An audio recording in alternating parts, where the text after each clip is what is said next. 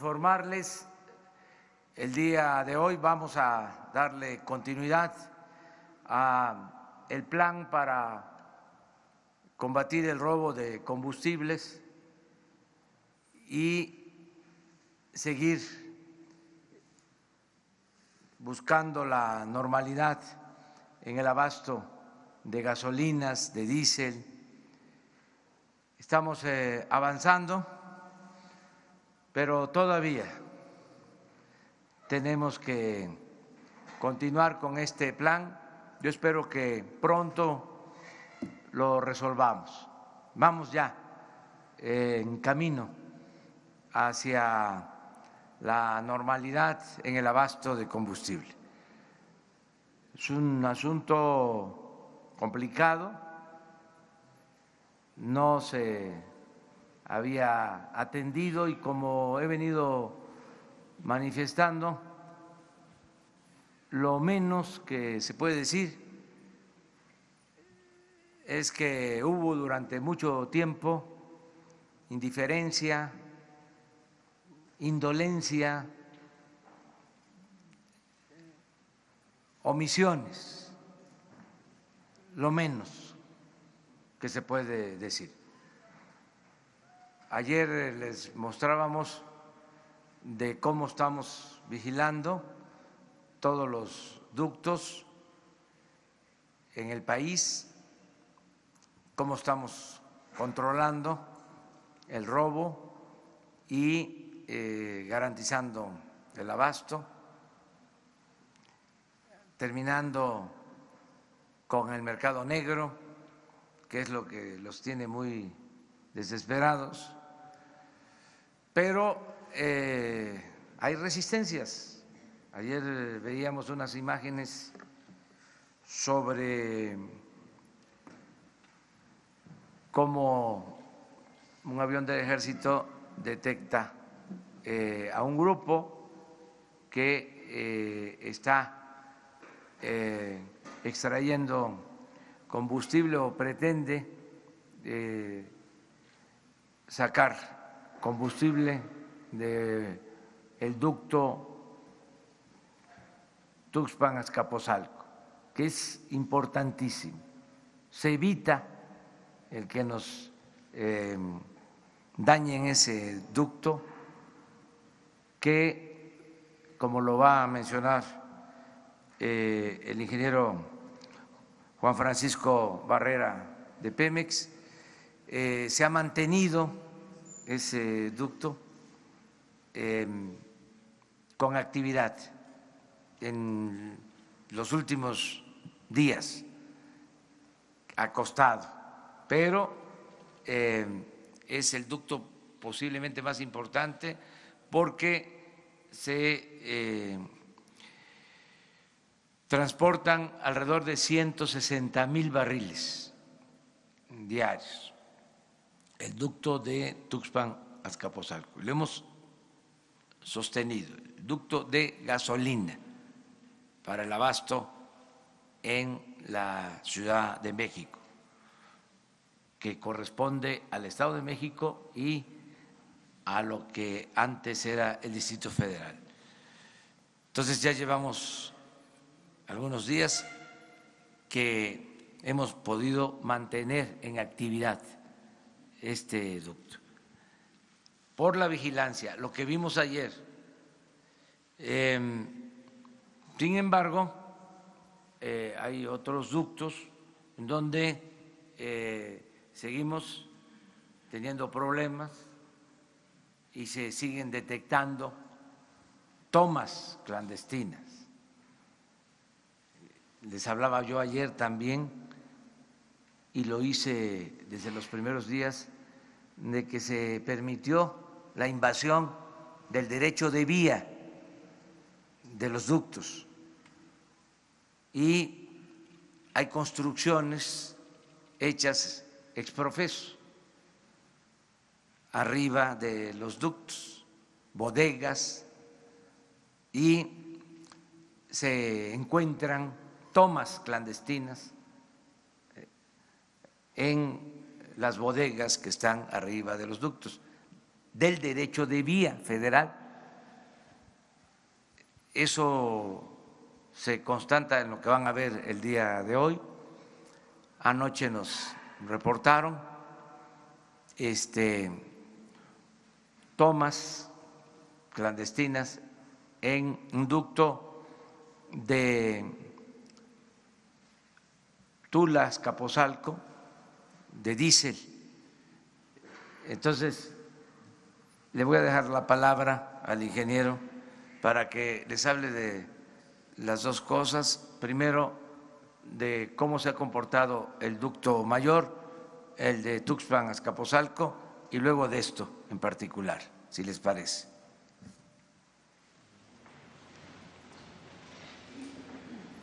Con su permiso, señor presidente. Bien, como comentó el señor presidente, en lo que respecta al ducto de Tuxpan Azcapotzalco, tenemos ya 84 horas que no se ha visto afectado. ¿Qué significa esto? Que hemos podido ingresar producto a la Ciudad de México por más de 46 millones de litros.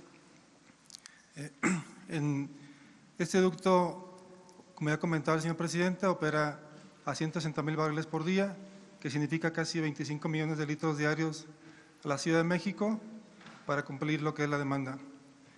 Para Petróleos Mexicanos es muy importante salvaguardar la integridad de la comunidad y es por ello que nos hemos dado la tarea de instalar un sistema de monitoreo con la finalidad, de poder detectar en forma oportuna alguna pérdida de contención que ocasione algún accidente a la comunidad. El ducto Tula Azcapotzalco, la mayor parte pasa por lo que es por zona urbana, entonces para nosotros es muy importante poder detectar en forma oportuna algún derrame para poder actuar en tiempo y forma, y también la versatilidad de este sistema que nos da en forma oportuna lo que son las aperturas por alguna sustracción ilícita.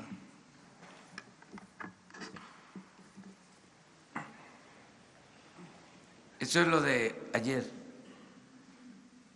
La línea roja es el ducto.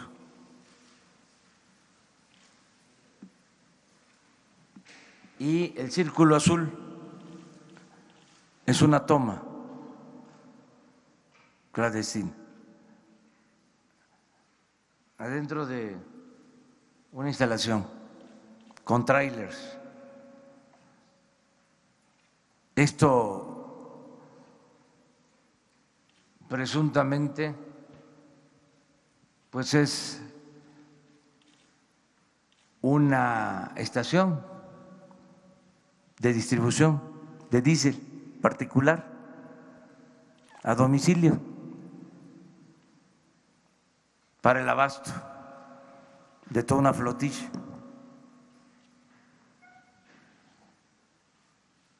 De transportes de carga. Entonces, si se dan cuenta, está invadido el derecho de vía. Desde luego que ya se está procediendo desde anoche y así se tienen otros casos.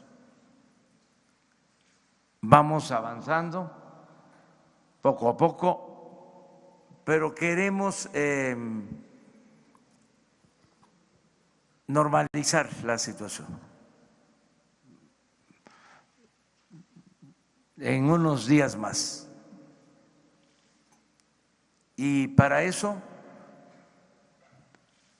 se decidió la compra de 500 pipas aproximadamente para aumentar la capacidad de transportación y no depender solo de los ductos. Vamos a aumentar la capacidad de distribución de combustibles con las pipas en un 25% de lo actual. Por eso hablamos de que se va a resolver el déficit que se tiene actualmente, no solo en la Ciudad de México, Querétaro, Guanajuato, Jalisco, Michoacán. Ya habíamos resuelto Querétaro y se volvió a interrumpir el abasto y tenemos que resolver también el abasto faltante en Guanajuato y en Jalisco. Voy precisamente mañana y pasado a Guanajuato y a Jalisco. Hoy voy a Zacatecas. Pero ya estamos en esto y les decía de que ya se inició el proceso de compra de las pipas. Yo espero que se tengan pronto y que empiecen a operar. Ya iniciamos el proceso, que ya tenemos el plan de distribución que se va a llevar a cabo una vez que se compren estas unidades. Y para no perder tiempo, ya hoy se lanza la convocatoria para la contratación de 2,000 conductores de estas unidades.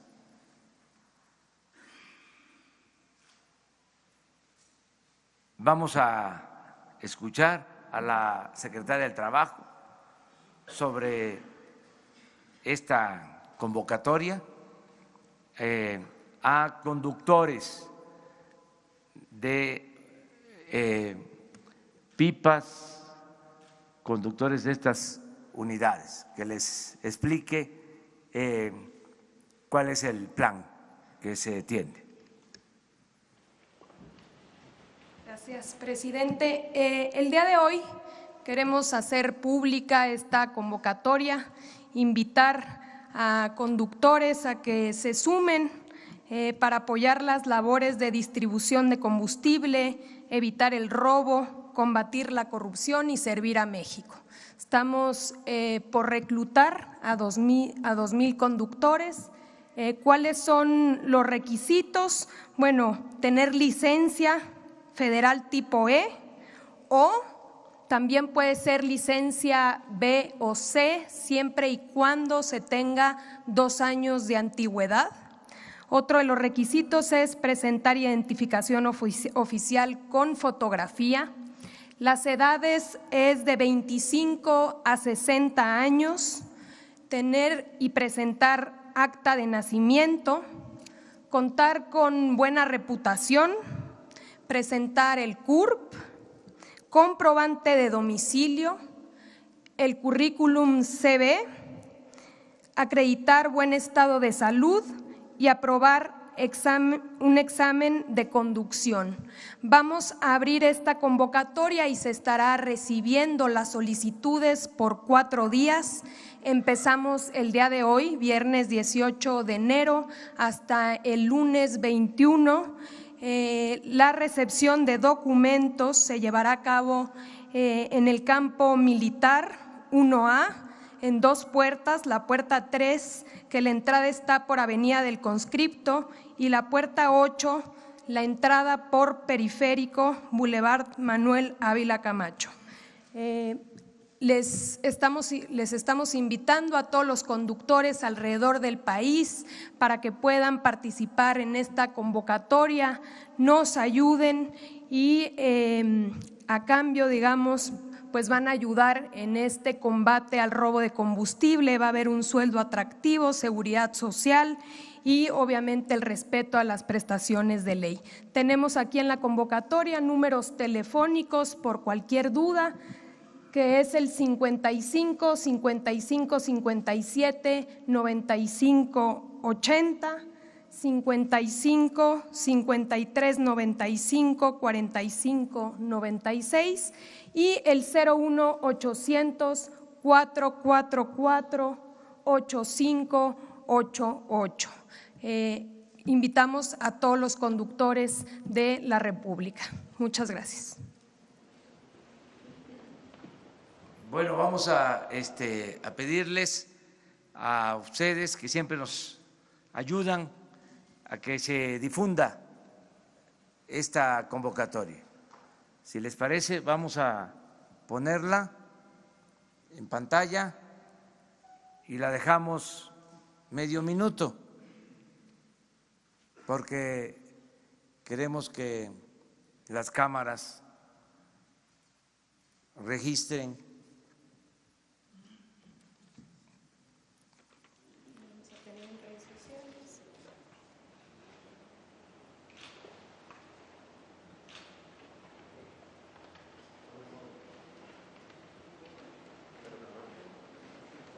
Faltan 10 segundos.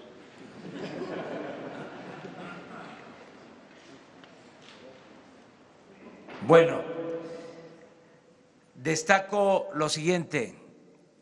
El texto de la convocatoria. Conductores de vehículos cisterna, se les llama, se les convoca para apoyar en las labores de distribución de combustible, evitar el robo, combatir la corrupción y servir a México. Es una misión especial. Este es un plan que se añade al DN3 para garantizar el abasto de combustibles en cualquier circunstancia adversa. Con este equipo de alrededor de 500 pipas vamos a garantizar la distribución, repito, de 200,000 barriles diarios. Tenemos combustible suficiente, inventario de combustibles en el país, sobre todo en los puertos. Si se nos complica la situación del control, la vigilancia de ductos, de esta manera resolveríamos cualquier emergencia. Ya vamos, repito, hacia la normalidad, porque ya tenemos un sistema de vigilancia en todos los ductos. Estamos hablando de alrededor de 10,000 elementos del Ejército, la Marina, la Policía Federal, con equipos para detectar sabotaje, para detectar fugas, para detectar tomas clandestinas. Eso va a continuar, esa es la base. No vamos a dejar la vigilancia, va a continuar la vigilancia, incluso se va a ir mejorando, perfeccionando. Y en paralelo vamos a contar con este sistema de distribución, este plan DN3 especial para garantizar el abasto de combustible. Los operadores que participen van a recibir sueldos justos, sus prestaciones sociales, como lo establece la ley, y van a contar también con la protección de los cuerpos de seguridad del Estado, porque todo esto se va a manejar de manera coordinada con la vigilancia. Van a ser convoys organizados con vigilancia para evitar el robo al autotransporte en carreteras. Estamos trabajando en ese propósito, de modo que reitero el llamado a los conductores, a los camineros, amigos, para que nos ayuden, porque necesitamos tener lo más pronto posible 2,000 conductores. A partir de hoy, a las 9 de la mañana, se empiezan a recibir las solicitudes, viernes, sábado, domingo y lunes. Se reciben solicitudes en los sitios que establece la convocatoria. Estos teléfonos, hay información suficiente.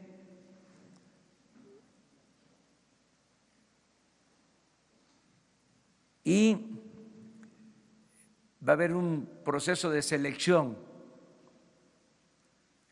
y de capacitación, de formación, de modo que podamos tener ya los primeros conductores preparados, aprobados a mitad de la semana próxima, que a partir de el martes, miércoles, ya tengamos conductores, porque estamos contemplando que para entonces podríamos tener las primeras pipas para reforzar el abasto de combustible en el país. Eso es lo que queríamos expresarles, agradecerles a ustedes, desde luego a la gente, porque aunque va aminorando el problema del abasto, todavía no podemos decir que está resuelto el problema por completo. Todavía se padece, todavía hay molestias, pero estamos avanzando con el apoyo de la gente, con el apoyo de los ciudadanos. Ya falta poco para normalizar esta situación y nos vamos a sentir todos muy satisfechos, muy contentos de haber enfrentado este flagelo del robo de combustible. Vamos a seguir trabajando con este plan. Y ahora sí, abrimos izquierda o derecha. Vamos a la izquierda. A ver, ahí está. Presidente, 12 millones de mexicanos vivimos fuera de las fronteras de México, 11 de ellos en los Estados Unidos. Se ha definido una política en la que se da pues la mejor relación hacia los otros países, pero nosotros pensamos que los mexicanos que vivimos fuera también contamos. Se ha reunido aquí en México los cónsules, los embajadores, y se ha definido que se va a trabajar también para los mexicanos que vivimos ahí. Se ha definido, pero no concretamente, cuáles son las alternativas para todos estos mexicanos. Se ha dado una política antiinmigrante dentro de los Estados Unidos, donde vivimos la mayoría de los mexicanos. ¿Qué es ese proyecto para todos nosotros? ¿Qué se está esperando de todos los mexicanos que son repatriados? Son todavía puntos que está en el aire. Quisiéramos algo más concreto. Y a la vez, usted ha sido el único que ha ido a hablar con los mexicanos, que ha abierto esas posibilidades de un diálogo, que ha luchado porque se nos reconozca dentro de los Estados Unidos. Hizo el compromiso de regresar. ¿Cuándo será ese tiempo para esto? Gracias. Bueno, estamos siempre apoyando a nuestros paisanos mexicanos que por necesidad, en busca de mejores oportunidades de vida, de trabajo, viven en Estados Unidos. Son mexicanos, paisanos, que tenemos la obligación de apoyar y de proteger. Y se está haciendo. Acabamos de tener una reunión, en efecto, con embajadores, con cónsules aquí, en este sitio, y en mi intervención puse el énfasis en fortalecer a los consulados que tiene México en Estados Unidos. Dije textualmente que los consulados de México en Estados Unidos se iban a convertir en una especie, lo subrayé, porque los formalistas dicen que esto no es posible. Dije que se iban a convertir en una especie de procuradurías para la defensa del migrante. El secretario de Relaciones Exteriores tiene instrucciones precisas para fortalecer los 50 consulados que tiene México en Estados Unidos y proteger a nuestros paisanos.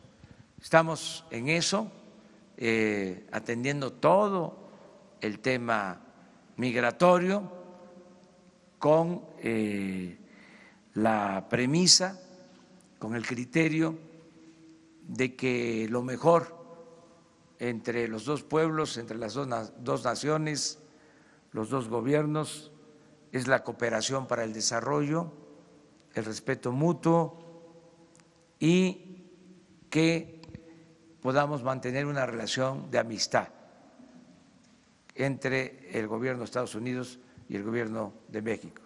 Y en eso estamos, nuestros diplomáticos están trabajando en ese propósito y también toda la política migratoria de México va orientada a la defensa de los derechos humanos, no solo de mexicanos, sino de todos los migrantes. Esa es nuestra postura.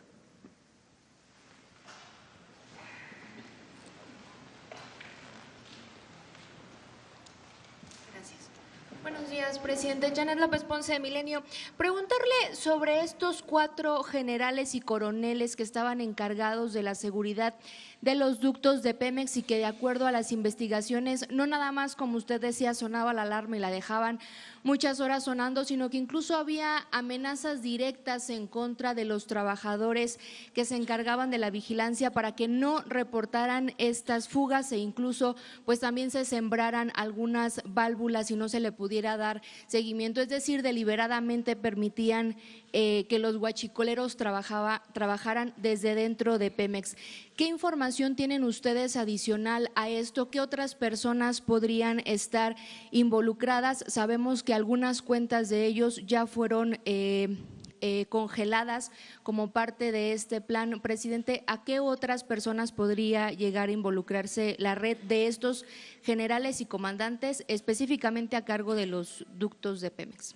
Bueno, ya se informó ayer, como quedamos, acerca de este tema. Si hace falta, vamos a estar informando diario sobre las investigaciones. Yo le voy a pedir al secretario de Seguridad Pública y vamos a invitar respetuosamente al procurador que les mantenga informados para que se conozcan todos los procesos que están abiertos por presuntos delitos de robo de combustible o de enriquecimiento ilícito, impunidad, todo lo que tenga que ver con el robo de combustible. No quiero incumplir con el compromiso de respetar los procesos legales, el debido proceso, y hemos dicho que vamos a actuar con mucha responsabilidad, lo estamos haciendo. Sé que hay interés en los ciudadanos, al final de cuentas ustedes son la voz de los ciudadanos, de conocer los nombres y de que se castigue a los responsables, pero también debemos de cuidar el proceso para no ayudarles a que puedan evadir la acción de la justicia. Sí decirles que no vamos a permitir la corrupción ni la impunidad, y se está actuando en ese sentido.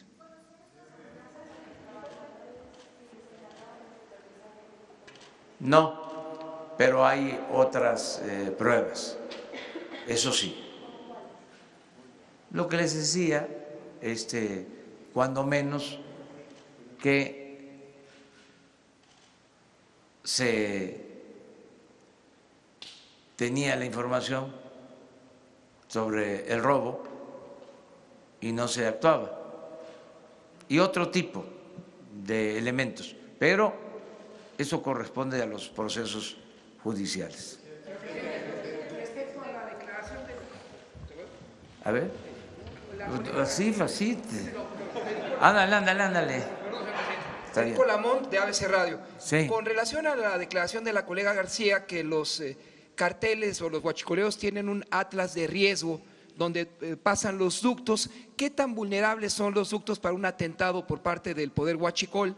Ese es un tema. Y si ya no se va a subrogar a particulares el tema de las pipas, porque antes exgobernadores mexiquenses hacían alarde del uso de la subrogación de ese servicio. Y con relación a la terna que le envió el Senado, los 10 nombres, y si usted ya le regresó al Senado para el fiscal de la Nación. Gracias, señor presidente. Muy bien, pues estamos enfrentando sabotajes. Yo hago un llamado a todo el pueblo de México para que mantengamos la paz, que optemos siempre por la no violencia, que no haya enfrentamientos. Hay ahora un gobierno nuevo que está garantizando el desterrar la corrupción, la impunidad, que tiene como premisa fundamental la honestidad como forma de vida, la honestidad como forma de gobierno. Entonces, hay opciones, no hay mal ejemplo del gobierno, de los servidores públicos, y hay oportunidades de trabajo lícito.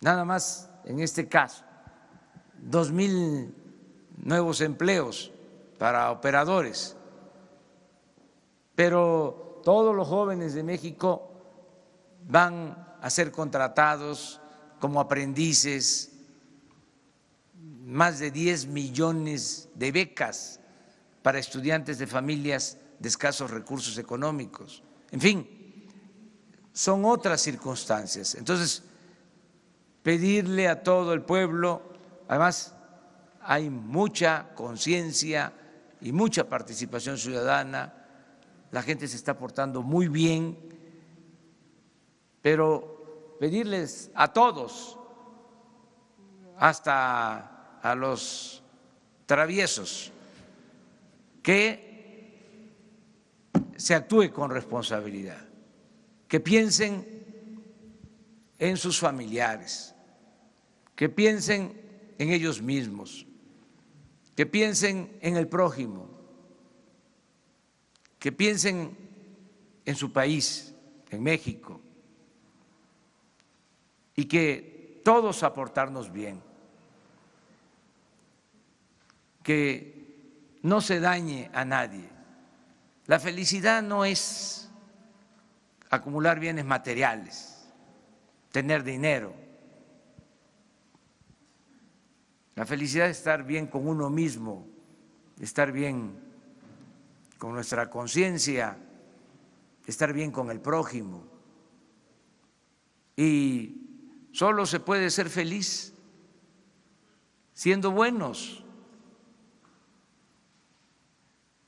Si somos buenos, vamos a ser felices.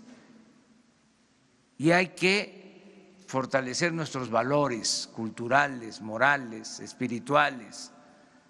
Entonces yo espero que se vaya serenando el país con la participación de todas y de todos.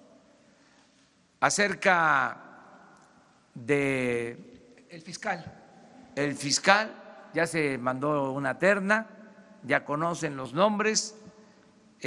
Van a ser los senadores los que libremente van a decidir sobre el fiscal general. Acerca de lo de las pipas,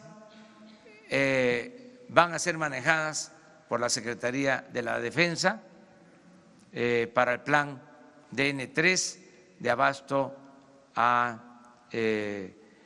gasolinas y de combustibles.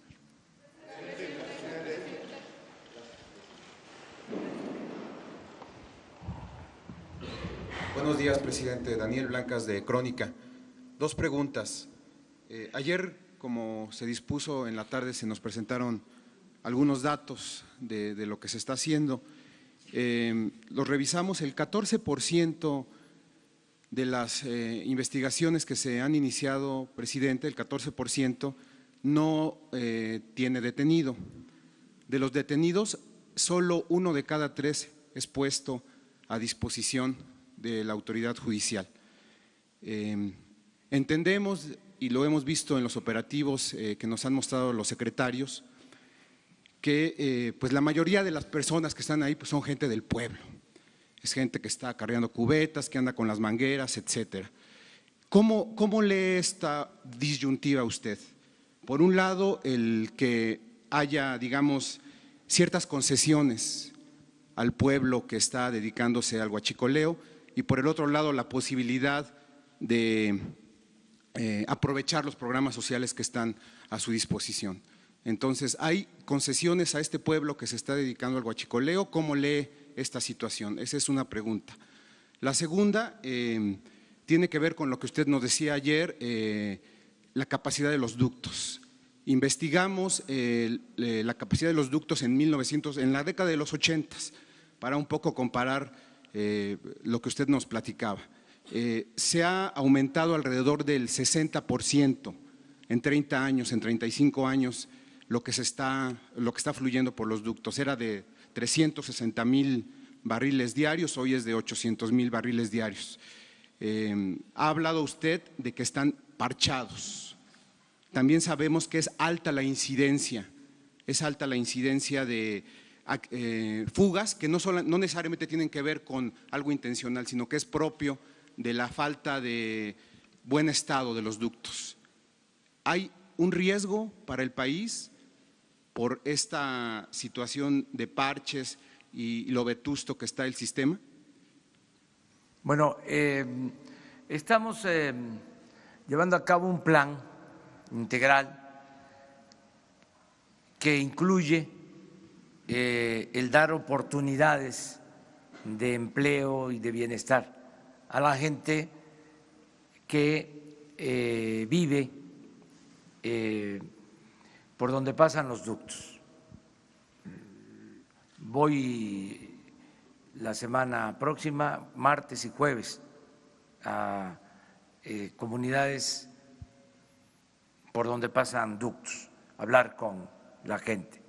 Ya se están implementando programas, no solo en esta zona y por estas circunstancias, sino en todo el país. O sea, nosotros pensamos que la paz y la tranquilidad son frutos de la justicia, que no se resuelven las cosas solo con medidas coercitivas. Les diría que el 80% tiene que ver con el desarrollo, con el trabajo, con el bienestar de la gente, con el fortalecimiento de valores. Y el 20% es lo que atañe a la actuación judicial o de la seguridad pública. Esa es mi concepción. Por eso tengo confianza de que al ir creciendo el país en lo económico vamos a tener más posibilidades de resolver los problemas. No hay ningún riesgo grave por el estado en que se encuentran los ductos. Lo que estamos pidiendo es de que se cuiden los ductos y que la gente no corra riesgos, porque el pinchar un ducto implica mucho riesgo. Esto nos los están planteando constantemente los técnicos. Entonces, decirle a la gente que no se arriesgue, porque es muy peligroso, pero es por la perforación que se hace de los ductos. Eso es un riesgo. Lo otro, pues es el sabotaje de manera deliberada, como lo hacen. Trataron, sobre todo al inicio de la campaña, de dejarnos sin abasto para crear una situación de caos, sobre todo en la ciudad. Afortunadamente se intervino rápido y la gente que nos ayudó, porque se resistió. Ahora han bajado las colas en la ciudad, aunque todavía no se resuelve el problema, pero hubieron días difíciles en la ciudad y la gente estoicamente, responsablemente aguantó.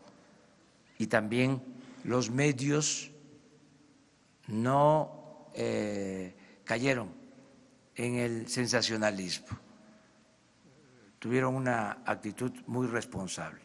Entonces, no hay riesgos graves, es mi apreciación. Lo otro que me preguntaste es… Si al pueblo no se le manda, digamos, un mensaje, pues es un poco polémica la situación, ¿no? Sí, sobre el castigo. Sí, Sí. Me dedico al huachicoleo porque sé que no me van a perseguir, que no me van a castigar. No. O le hago caso al presidente. No, son las dos cosas. Es la aplicación de la ley sin impunidad para nadie, pero también la oportunidad de tener un trabajo honrado, que nadie se vea obligado a robar o a cometer ilícitos. Ese es el planteamiento. Y aunque los procesos judiciales son lentos, y ese es otro tema, vamos a continuar. Aunque lleve tiempo, no se va a detener ninguna investigación. No hay impunidad. Es decir, no va a haber ninguna persona, por poderosa que sea, que impida que se castiguen de los delitos. ni grupos.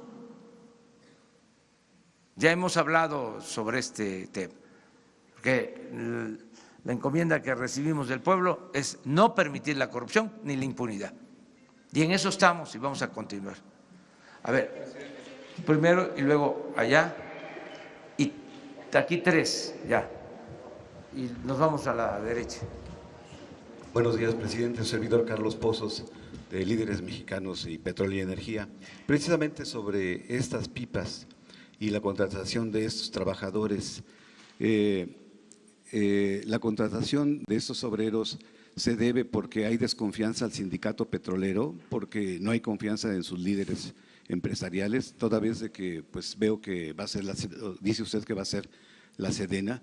Igualmente, presidente, usted va a lanzar una propuesta al Congreso sobre el Centro de Logística para la Distribución del Transporte que estará en la Secretaría de Energía. Se está sacando esa área a la Secretaría de Energía. ¿Se va a desmantelar o qué va a pasar con esa área, señor presidente?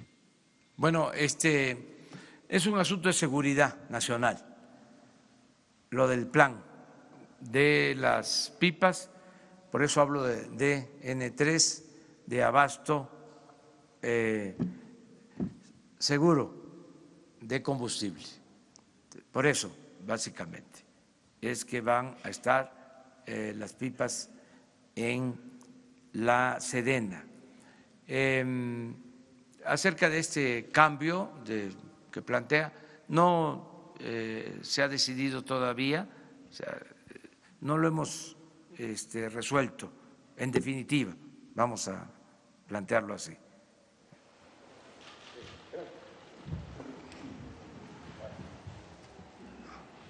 Sí, adelante. Buenos días, señor presidente. Urbano Barrera, del diario Ovaciones. Sí, tres preguntas directas. La primera es, ¿cuándo podremos conocer la lista de los concesionarios gasolineros, los proveedores de medicamentos al sector salud, los proveedores a Pemex, a la Secretaría de Comunicaciones y Transportes, a la Comisión Federal de Electricidad? Esto contribuiría mucho al ánimo de transparencia de su gobierno. Esa es la primera. La segunda, ¿se mantiene usted en la idea de cancelar al Instituto Nacional de la Evaluación de la Educación? ¿Están por preparar una campaña para evitar que se les cancele? Y la tercera, si me lo permite, aprovechando la presencia de la Secretaría del Trabajo, preguntarle si hay un porcentaje en el que se va a reducir a la burocracia, a los trabajadores de gobierno, porque hay un plan de dar empleo a los jóvenes de 18 a 29 años, pero ¿qué pasa con ese gran número de personas que va a quedar desempleada del sector gobierno? Quisiéramos saber si tiene un número o un porcentaje de todos los trabajadores de gobierno que van a ser despedidos. Gracias, señor presidente. Mire, ya se llevaron a cabo los ajustes, ya se redujo la estructura administrativa de trabajadores de confianza, muy limitado para lo que necesitamos, como un 30% de los de arriba. Por ejemplo, ya no hay delegados. Habían hasta 50 delegados federales en un estado. Entonces ya no existe eso, pero se respetaron a los trabajadores de base. Entonces fue arriba que se hizo el ajuste, básicamente. Y hay muchas oportunidades de trabajo, de empleo. Lo que… Sí, no, claro que me mantengo. O sea, la llamada reforma educativa fue una farsa y se hizo por motivaciones políticas e ideológicas y dañó mucho al país. En vez de mejorar la educación, afectó la educación. porque se degradó a los maestros, como nunca, se les humilló. Y es de sentido común, no se puede llevar a cabo una verdadera reforma educativa sin los maestros, y menos ofendiéndolos, humillándolos. Eso se termina. Además, ¿por qué instituto de evaluación para el maestro? Entonces tendríamos que tener institutos de evaluación para los médicos, para los policías, para el presidente, para los diputados, para los senadores. Ya, hasta ahí me quedo. Entonces, ¿por qué la hazaña en contra de los maestros? Porque lo ordenaron en el extranjero, porque es parte de la agenda internacional de las llamadas reformas estructurales. Eso ya no rifa, como se dice coloquialmente, ya no, ya la agenda es la nuestra. No vamos a permitir que nos impongan una agenda como sucedió durante 3 décadas, 30 años, que reforma energética, ya sabemos el resultado de la reforma energética, o hay dudas, que no se nos cayó la producción petrolera. Ahí está la reforma energética en el robo de combustible tolerado, que nos dijeron que iba a bajar el precio de los combustibles y los elevaron. ¿Cuál reforma energética? ¿Para qué sirvió? La reforma fiscal, ¿qué significó?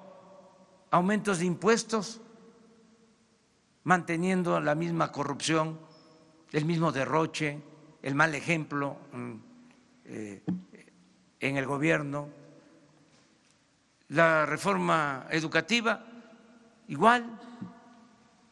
Entonces, ya no, es esa agenda. ¿Cuál es la agenda nuestra? La que prevalece, combate a la corrupción. ¿Por qué no estaba en la agenda de las reformas estructurales el combate a la corrupción? Cuando en los últimos 3 gobiernos creció la corrupción 3 veces, medida por Transparencia Internacional. Pasamos del lugar 30 en 3 sexenios al 136.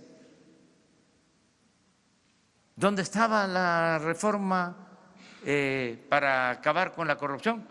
¿Qué no es ese el principal problema del país? Entonces, ya no sigue, no va a continuar la misma agenda.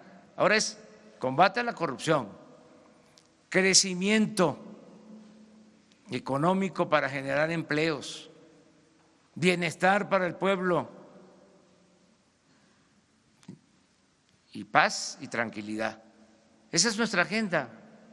De la lista de concesionarios, señor presidente, ¿cuándo? Se va a presentar porque es una regla de oro de la democracia, la transparencia.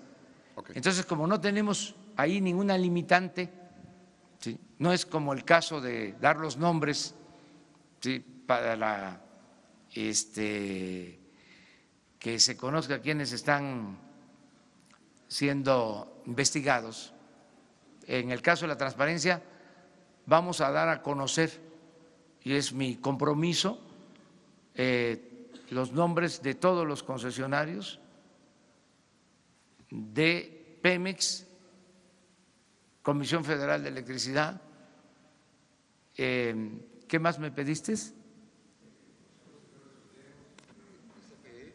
Lo primero que planteaste. Los que abastecen al ISSSTE, al Seguro Social y a la Secretaría de Salud y a los estados de medicinas. Claro que sí. Gracias. Vamos a dar a conocer todo eso. A ver, vamos despacio. A ver, ¿qué medio es? 1 TV. Es el que sale en el telefonito.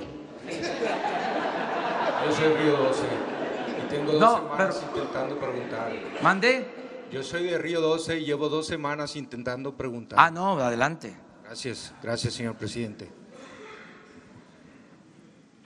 Señor presidente, la semana pasada usted tuvo un encuentro con los embajadores y cónsules y su postura sobre la política exterior hizo comentarios muy favorables, desfavorables quizá, no solo en México, sino en el mundo, porque en sus planteamientos le da un giro de 360 grados al manejo de la política de México, y algunos analistas e investigadores de este tema, sobre todo de la diplomacia, han vertido comentarios a favor, en contra, de que por un lado, pues efectivamente ellos creen que se están espantando esos buitres neoliberales que en un tiempo se mencionó, porque México está asumiendo una postura legítima en torno a los derechos, al derecho internacional. Sin embargo, algunos analistas, comentaristas, columnistas han dicho que su postura de defensa de los derechos de los migrantes y del país sobre la no injerencia de países extranjeros y la libre autodeterminación pudiera poner a México en una situación difícil de aislamiento porque, bueno, Estados Unidos está interesado en seguir aplicando eso que él llamó hace algunos años la doctrina Monroe, que era ejercer el control sobre los recursos naturales de los países de América. Entonces ellos dicen que pues esta situación está generando un conflicto porque en un momento dado va a aislar a México en el escenario internacional. Quisiera conocer su postura, a ver cuál es el escenario que le da a usted con este planteamiento que hace sobre política exterior en el escenario internacional sobre México. La segunda pregunta es, cuando se discutió el presupuesto en algunos estados del país, hubo algunos diputados federales. En el caso de Sinaloa, por ejemplo, hubo una diputada federal y su delegado que cabildearon a favor de defender la postura del gobernador del estado, diciéndole a los diputados de Morena en el Congreso que era línea de usted y de la secretaria de Gobernación, Olga Sánchez, de que se respetara la decisión de la propuesta del presupuesto que planteaba el gobernador Quirino Ordaz. Me gustaría que públicamente definiera su postura sobre esto porque usted ha sido muy reiterativo en esta división de poderes y creo que marca un cambio en el paradigma de su gobierno. La tercera pregunta es ¿qué va a pasar con la política del agro? Usted anunció apoyos para los productores pequeños y medianos y entramos ya prácticamente al final del ciclo otoño-invierno.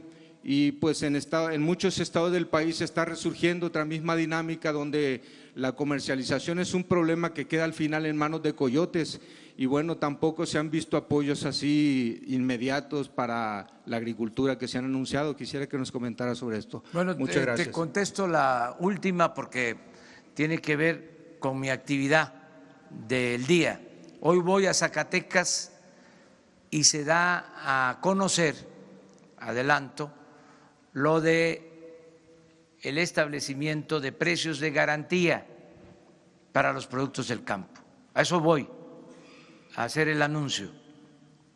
Se van a establecer precios de garantía para productos básicos, maíz, frijol, arroz, trigo, leche, los básicos, para apoyar a pequeños y a medianos productores. En el caso del maíz, más de 5,000 pesos la tonelada. En el caso del frijol, más de 14,000 pesos la tonelada. En el caso de la leche, aumenta 1 peso de lo que se pagaba al productor. Hoy voy a Zacatecas porque son productores de frijol, precisamente. Anunciamos esto hoy y mañana en los Altos de Jalisco, en Concepción de Díaz, La Chona.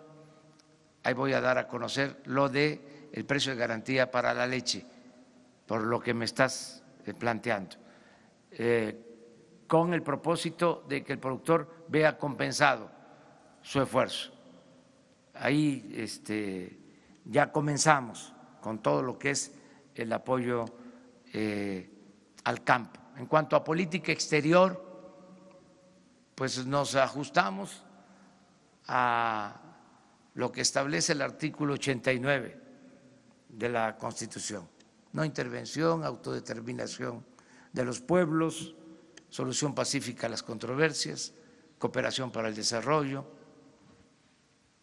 Sobre eso estamos haciendo nuestra política exterior,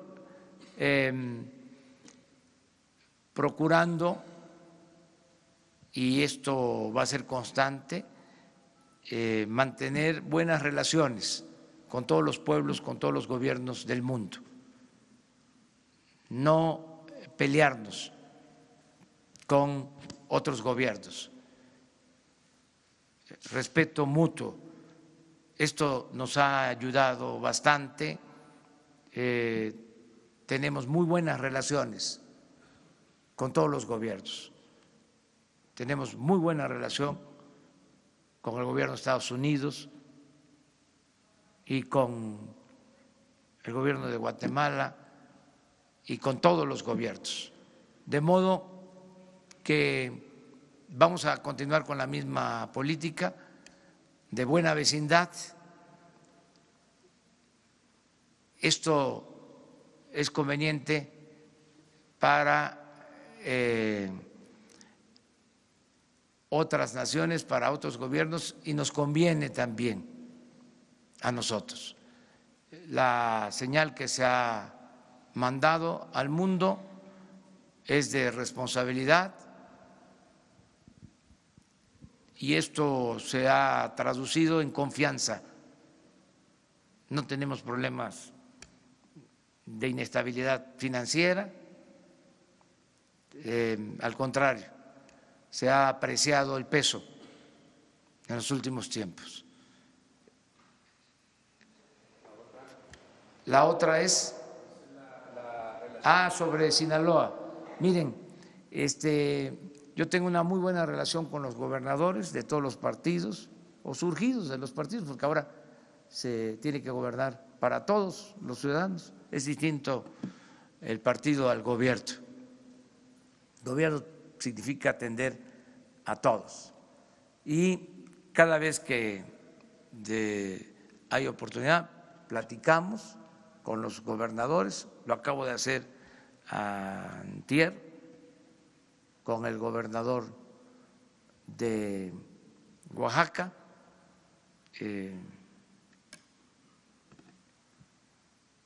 Me reuní con él para tratar varios asuntos, y también hablé por teléfono con el gobernador de Sinaloa en esta semana, y acerca de los presupuestos, lo que yo estoy pidiendo a los legisladores, con todo respeto, porque se trata de un poder autónomo, independiente, es de que no haya en la autorización del presupuesto condicionamiento,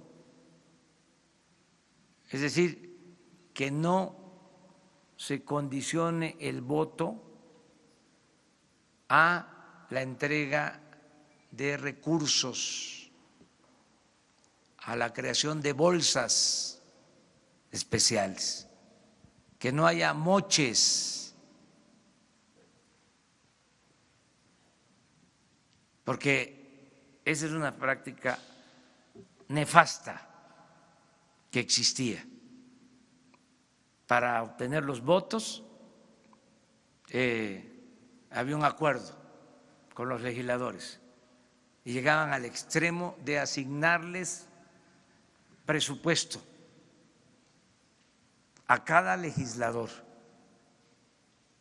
para que él decidiera qué hacer con esos recursos. y se entregaban recursos para hacer obras a cambio de moches, de sobornos, o a cambio de que los legisladores, que no tienen nada que ver con estas funciones, asignaran empresas contratistas para la realización de esas obras. Entonces, la recomendación en general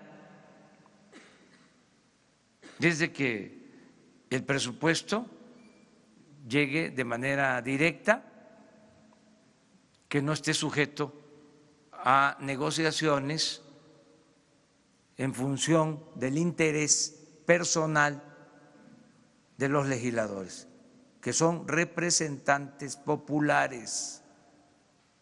Entonces, esto aplica por parejo, nada de que, a ver, sí te vamos a aprobar, pero ¿cómo nos vamos a arreglar? Eso no.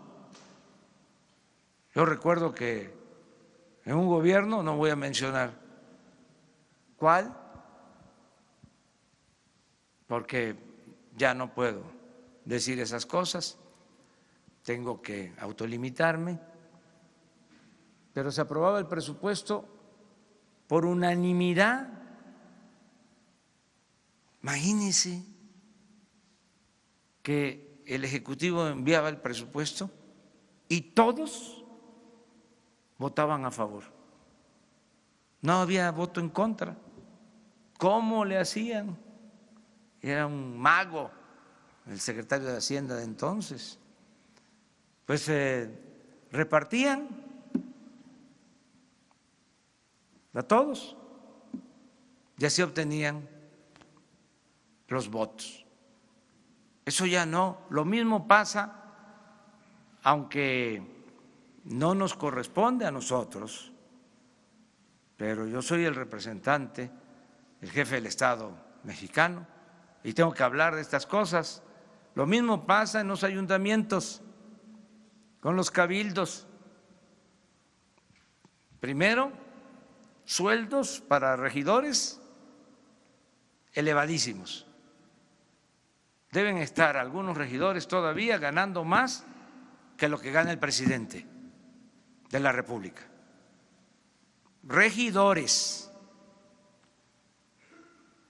Pero no solo eso, sino como se requiere autorizar la cuenta del presidente municipal, cada vez que se requiere de una firma, un apoyo adicional.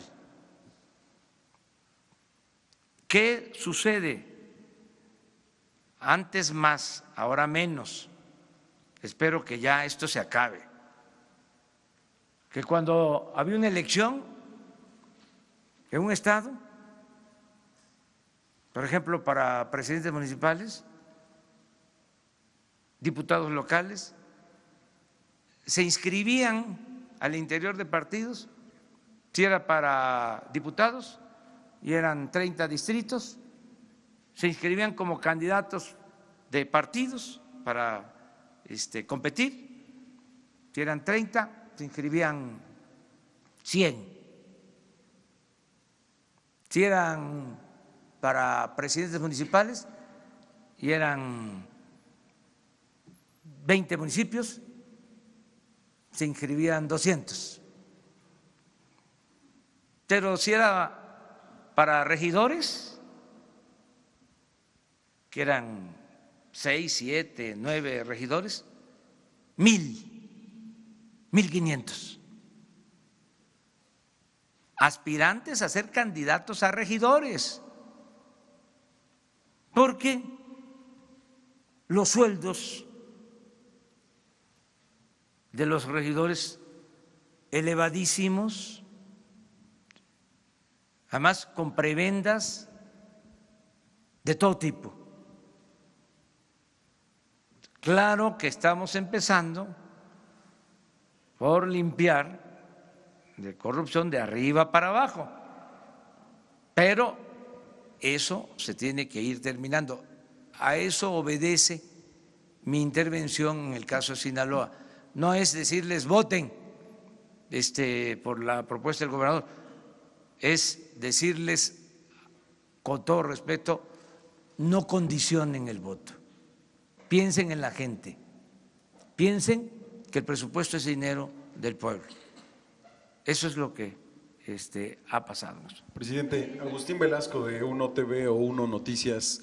Yo quisiera preguntarle sobre un tema que trascendió esta semana, pero que no le hemos tenido oportunidad de preguntar hasta ahora. Es el asunto de este presunto soborno que habría dado Joaquín El Chapo Guzmán al expresidente Enrique Peña Nieto de 100 millones de dólares, si no me equivoco. ¿Qué información tiene su gobierno acerca de este caso? Si se ha investigado, si le han pedido información. La segunda pregunta es, ¿ya se han detectado en otras ocasiones tomas clandestinas en la Ciudad de México, en ductos de Pemex ubicadas en la Ciudad de México? ¿Se han detectado este riesgo en las últimas semanas? Y finalmente, preguntarle, ayer usted hablaba acerca de este mercado negro de petróleo crudo en las plataformas petroleras, pero también en los litorales de Tabasco y Quintana Roo, Campeche. Decía usted, es un asunto probablemente de contabilidad, pero hoy también hay información acerca de que los sistemas de medición en algunos buquetanques podrían estar modificados, que no cumplen con la norma. Si hay alguna investigación acerca de esto, sí, ya hay personas a las que se está investigando. Gracias. Sí, sobre esto último, estamos ya preparando un plan con ese propósito de monitoreo y de vigilancia. Se está por concluir una estación de vigilancia en la terminal marítima de Dos Bocas. Por ahí sale la mayor parte del crudo que se exporta, alrededor de 1 millón de barriles diarios. Es una terminal, ahí llega crudo de la sonda de Campeche y de los pozos de tierra. A partir de ahí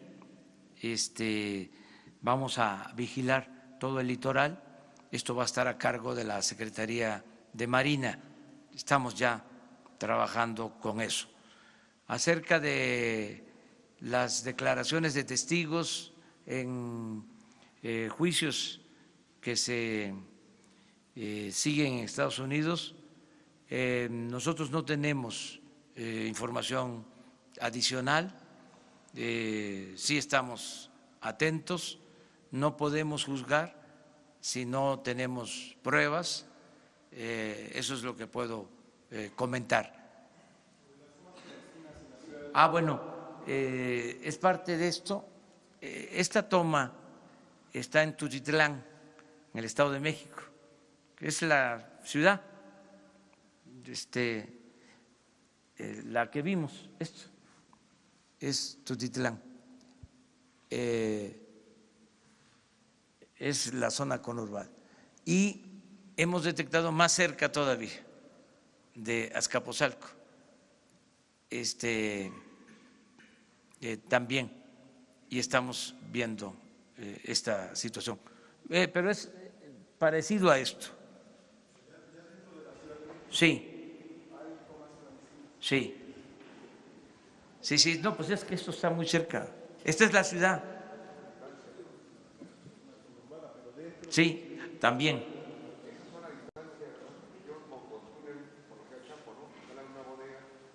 ¿Mande? No. A ver, ponla. Esta no. Esta es una estación de abasto, o sea, el círculo azul. Entonces, pero tú decías sí. A ver, ingeniero, de la más cercana que tuvimos en Azcapotzalco hace como 2 días. A ver. Sí, fue a escasos aproximadamente 2 kilómetros de Azcapotzalco.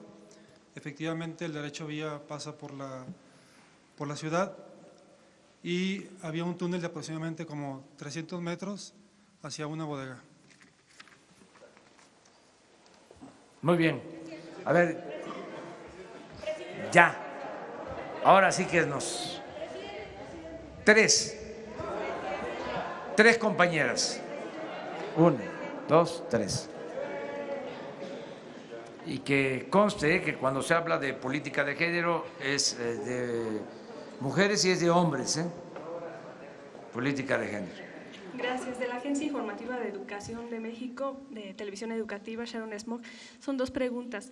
La primera, me gustaría saber su opinión sobre la ratificación de Jaime Valls en la NUYES, tomando en cuenta que ellos entregaron a su gobierno un plan de desarrollo 2030 y tuvieron participación dentro de los 31 foros educativos. Y la segunda es, bueno, aprovechando si está la Secretaría de Trabajo, si nos pudiera comentar un poco más sobre el proyecto o programa Jóvenes Construyendo el Futuro, sobre la duración de la capacitación, en qué consistirá. Muy bien. Mire, lo de la NUYS, nosotros somos respetuosos. Si ellos tomaron esa decisión, la respetamos. Llevamos muy buena relación con las universidades en general y con esta asociación que agrupa a las universidades. Eso es lo que puedo comentar. Y acerca de Jóvenes Construyendo el Futuro.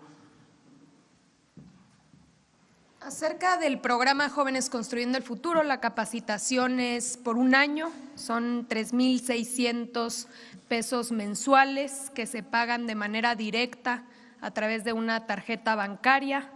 Esto sujeto a la capacitación, no es un recurso que se da a cambio de nada, sino es a cambio de que se incorporen a las actividades productivas, a las empresas de todos los tamaños. Seguimos en este sentido invitando tanto a los jóvenes que tienen entre 18 y 29 años, que no estudian y no trabajan, que viven alrededor del país, no importa en dónde, en lo más alejado o en las ciudades, y también a las empresas. Recordemos que la invitación es abierta para el sector privado, todo tipo de empresas, grandes, pequeñas, medianas, talleres, comercios, gente que sabe de oficios, carpinteros, arquitectos, profesionistas que puedan ser tutores y maestros de estos jóvenes. Y también parte del programa incluye seguro médico y esto incluye riesgos de trabajo. Vamos bien, estamos avanzando y como sabemos es un programa universal, pretende atender a absolutamente todos los jóvenes que no han tenido oportunidades pero que las están buscando. Compañera, quedamos, ¿no?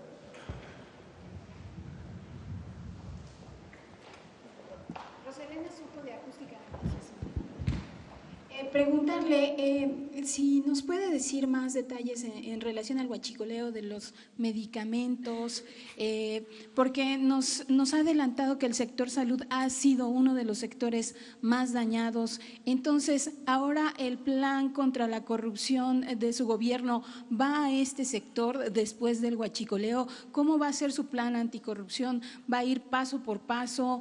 ¿Qué otros sectores más están infectados de corrupción? ¿Cómo ha encontrado la administración un balance que nos pueda hacer al respecto? Mucha corrupción.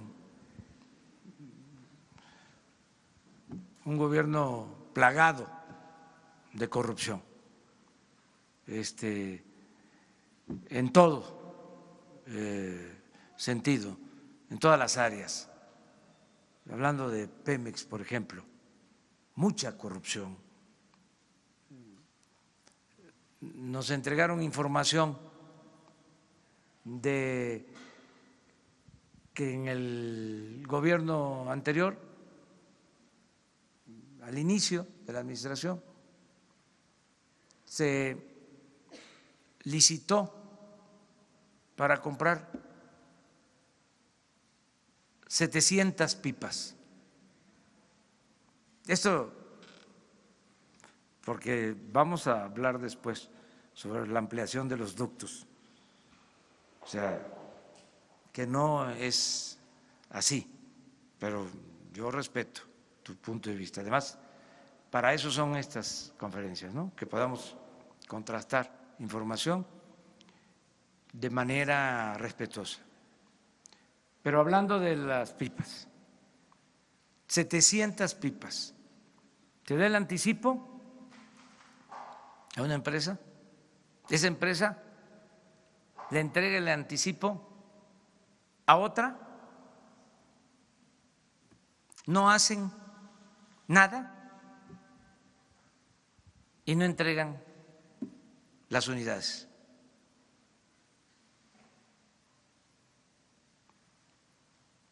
Estamos hablando de como 1.300, 1.400 millones y el anticipo como de 400 millones. Y es un asunto judicial, nosotros vamos a revisarlo, pero acaba de resolverse acerca de la responsabilidad de los inculpados. Pero, ¿sabían ustedes algo de eso? De la compra de las 700 pipas y que se dio el anticipo y que no se regresó el anticipo y no entregaron las pipas, pero todo, o sea, lo lamento mucho, por eso no tengo la menor duda de que el principal problema es la corrupción.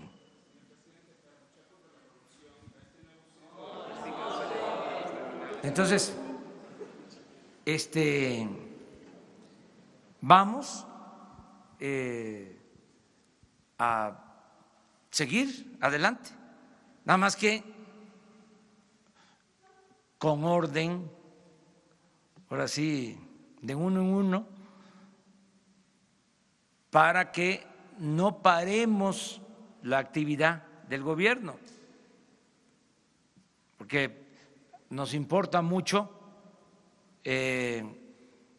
producir petróleo, producir energía eléctrica, que se terminen de entregar todas las tarjetas para el bienestar, no pararnos, pues, que lo de hoy en Zacatecas, lo del precio de garantía, o sea que con una mano impulsar el desarrollo y con la otra parar la corrupción. Un ojo al gato y otro al garabato. Entonces, vamos poco a poco, pero va lo del el combate a la corrupción en la compra de medicamentos. Va. O sea, ¿Cuándo tendremos? Van a tener información porque vamos a hacer todas las compras de manera consolidada, con precios transparentes, para que no se paguen sobreprecios y para que haya medicinas. Es que no hay abasto de medicamentos por la corrupción en las medicinas. Se robaban, espero que ya no lo sigan haciendo, hasta el dinero de las medicinas. A ese grado se había llegado. Entonces, vamos a seguir y con el apoyo de ustedes. Compromiso, ¿verdad? Y con el apoyo de los ciudadanos, estoy seguro. Terminamos.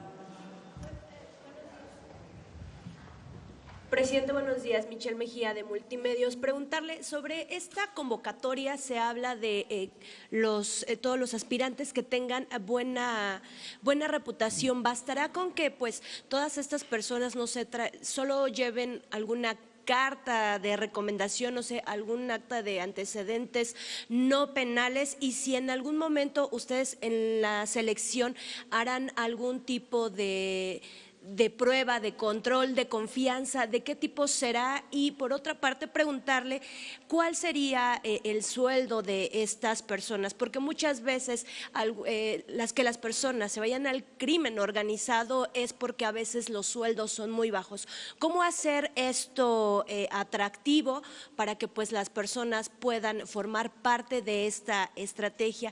Y preguntarle por otra parte sobre la Guardia Nacional, que ahorita está todavía en discusión ya ahora en la Cámara Alta, si usted se va a reunir con los legisladores de Morena, pues para que finalmente todos los cambios que usted ha solicitado que se puedan ya plasmar en este dictamen, pues se puedan llevar a cabo. Gracias. Sí, el sueldo es justo, un sueldo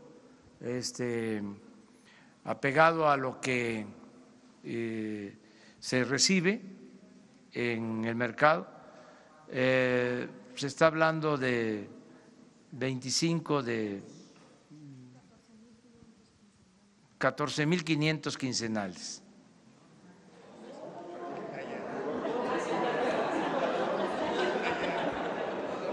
¿14,000 quincenales? Más prestaciones.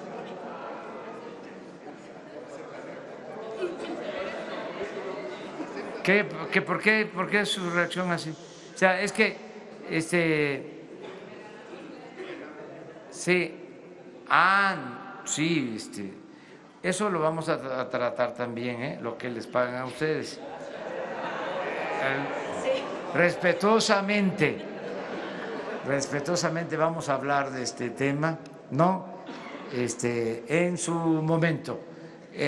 Lo otro que comentabas, sobre la capacitación, el cuidar de que sea gente preparada, capacitada, que no tenga antecedentes penales, todo eso se está cuidando. No se incluyó lo de la carta de no antecedentes penales porque hay un ordenamiento que impide solicitar eso. Sin embargo, hay un sistema de información al que se va a consultar para conocer el buen comportamiento de los candidatos a conductores. O sea, es una capacitación técnica y también cuidar que sea gente como se planteó en los requisitos, que sea gente buena, honorable. La verdad que la mayoría de los mexicanos pasan ¿Pero aplicarán la algún prueba. tipo de examen, de control, no sé? Sí, sí. ¿De qué tipo serían? Bueno, hay un curso de 30 horas, hay exámenes de todo tipo que se van a aplicar, médico, de capacidad técnica, de manejo. Aquí me está soplando Luisa María. Bueno, nos vemos mañana. No, el lunes. Lo de la Guardia Nacional. Lo de la Guardia, ya saben ustedes cuál es mi opinión. No estamos satisfechos con lo que se aprobó porque no queremos más de lo mismo. Es mejor hablar claro. Eso es una reedición de un plan fallido. Se creó la Policía Federal hace 20 años y miren el resultado. Al final de cuentas, la reforma terminó en lo mismo. Entonces no lo acepto, o sea, no lo considero conveniente.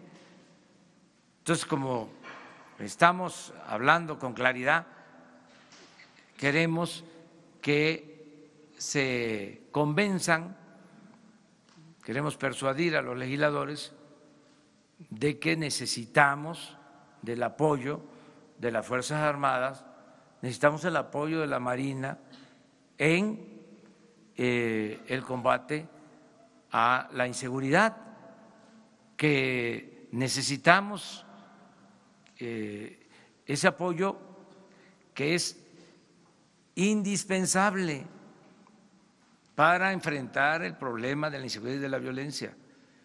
Entonces, quitaron un transitorio, ya había un acuerdo y de repente aprueban sin ese transitorio y pensaron de que como ya está aprobado, digo yo a decir, muy bien, ya se aprobó la Guardia Nacional. Si no es un asunto de formalismo, no es crear un aparato que no sirva, es crear algo nuevo que funcione y que permita garantizar la paz, la tranquilidad, sin violación de derechos humanos. O sea, yo no tengo problema de conciencia de que nos ayude el Ejército, de que nos ayude la Marina.